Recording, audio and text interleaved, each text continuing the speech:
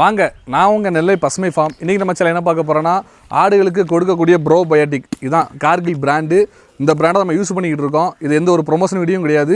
நம்ம இதில் பெஸ்ட்டாக இருக்கனால இந்த பிராண்டை கொடுத்துட்ருக்கோம். நம்மளோட இருக்கக்கூடிய லோக்கல் பனைகளுக்கும் இந்த இதுதான் கொடுத்துட்ருக்கோம். இந்த கார்கில் பிராண்டு பார்த்திங்கன்னா ப்ரோபயோட்டிக் இது கொடுக்கறதுனால ஆடுகள் எப்படி ஸ்பீடாக வளருதுங்கிறத இந்த வீடியோவில் ஃபுல்லாக பார்க்க போகிறோம். சின்ன குட்டிகளுக்கு ஒரு 2 to 3 கிராம் கொடுங்க. ஒரு குட்டிக்கு 2 to 3 கிராம். அதே கொஞ்சம் பெரிய குட்டியாக இருந்தால் ஒரு 5 கிராம் வரைக்கும் கொடுக்கலாம். இப்படி கொடுக்கறதுனால குட்டிகளுக்கு எந்த ஒரு கழிச்சல், காய்ச்சல் இந்த மாதிரி கம்ப்ளைண்ட் எதுவும் வராது.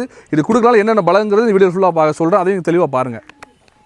கறிக்காக செம்மறியாடு வெள்ளாடு வளர்க்கும் பண்ணையாளர்களுக்கு கட்டாயமாக தேவைப்படுற சப்ளிமெண்ட்ஸ் என்னென்னு பார்க்குறோம். அதில் ஃபஸ்ட்டு ப்ரோபயோட்டிக்ஸ். அதோட யூசஸ் என்னென்னு பார்த்தீங்கன்னா, ஆட்டோட செரிமானத்தன்மை, அதாவது ஜீரணம் பண்ணுற திறன் சொல்லுவாங்க, அதை அதிகரிக்கும். அடுத்தது ஆட்டோட வயிற்றுல அமிலத்தன்மை, பிஹெச் வேல்யூன்னு சொல்லுவாங்க, அதை கரெக்டாக மெயின்டைன் பண்ணுறது. அடுத்தது ஆட்டோட வளர்ச்சியை ஊக்குவிக்கும். அடுத்தது ஆட்டோட தீவனம் கரியா மாறும் திறன் அப்படிம்பாங்க. அதாவது ஒரு ஆடு 1 கிலோ வெயிட் போடுறதுக்கு எவ்வளவு தீவனம் எடுத்துக்குது அப்படின்னு பார்க்குற அளவு, அதை FCRன்னு சொல்லுவாங்க. அதை உங்களுக்கு அதிகப்படுத்தும். ஏன்னா ஒரு பண்ணையில் FCR எந்த அளவுக்கு கம்மியாக இருக்கோ அந்த அளவுக்கு பண்ணை லாபகரமாக போகும். அடுத்தது கறிக்காக வளர்த்துறோம் அப்படின்னு பார்க்குறோம் அப்படின்னா அதில் வர பிரச்சனை, வயிறு உப்பசம், கழிச்சல், இந்த மாதிரி பிரச்சனை வரும். அதை உங்களுக்கு வரவிடாமல் தடுக்கும்.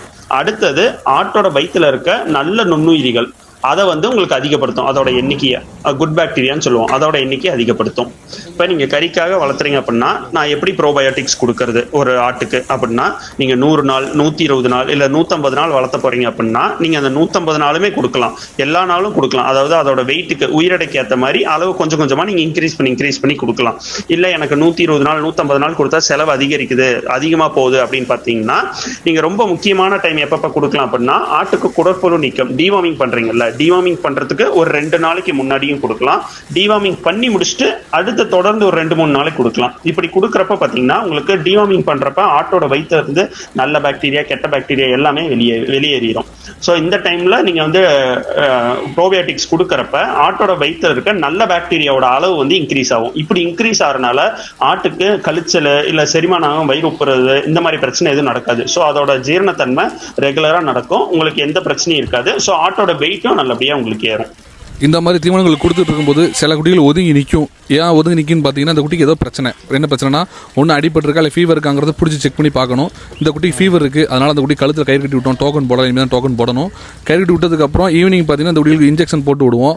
இந்த குட்டியில் ஃபுல்லாக பார்த்தீங்கன்னா எல்லா குட்டியும் இற சாப்பிடுதாங்கிறது இந்த மாதிரி நடந்து செக் பண்ணி பார்த்துக்கணும். சில குட்டியில் சின்ன குட்டியில் இற சாப்பிடாமல் சும்மா தலை தூக்கி உள்ளே நிற்கும். இந்த எடுக்கிறாரில் அந்த குட்டி பார்த்தீங்கன்னா நேற்றே ஊசி போட்டு விட்டுருந்தோம், அந்த குட்டி இற சாப்பிடலன்னு சொல்லி. நேற்று இன்ஜெக்ஷன்லாம் போட்டு விட்டதுக்கப்புறம் நீ காலை இற சாப்பிட ஆரம்பிச்சிருச்சு. எந்த இதுவுமே உடனே இன்ஜெக்ஷன்லாம் போட்டிங்கன்னா கண்டிப்பாக அந்த குட்டியில் ரெடி ஆயிரும். நீங்கள் ஒரு நாள் 2 நாள் முன்ன பண்ண போட்டிங்கன்னா குட்டி ரெடி ஆகாது. அதுக்கப்புறம் இந்த மாதிரி ப்ரோபயோட்டிக் கொடுக்கறதுனால அந்த குட்டிகள் அப்படின்னா 4% தீவனத்தை திங்கும்.